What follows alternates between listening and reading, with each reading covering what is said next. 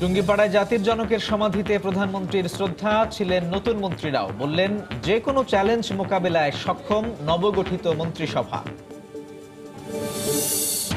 এ মাসের মধ্যেই একযোগে নির্বাচনী ট্রাইব্যুনালে মামলা শুরু হবে। আসন ভিত্তিক সংলাপও, জানালো ঐক্যফ্রন্ট।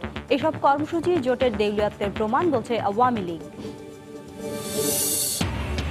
আগামী এক মাসের মধ্যে পোশাক শ্রমিকদের বেতন কাঠামো পুনর্নির্ধারণের আশ্বাস বাণিজ্যমন্ত্রীর। উদ্দেশ্যমূলক আন্দোলনে ক্ষতি শ্রমিকদেরই, বলছেন নেতারা। নীতিমালার তোয়াক্কা না করে রাজধানীর বিভিন্ন স্কুলে চলছে ভর্তি বাণিজ্য। অতিরিক্ত ফি আদায়ের অভিযোগ, প্রমাণ পেলে ব্যবস্থা, বলছে শিক্ষা অধিদপ্তর। ডেমরায় 2 শিশুকে ধর্ষণে ব্যর্থ হয়ে হত্যা করা হয়, ব্রিফিংয়ে পুলিশ। স্বীকারোক্তিমূলক জবানবন্দি দিল 2 অপরাধী। মানবাধিকার কমিশনের কমিটি গঠন।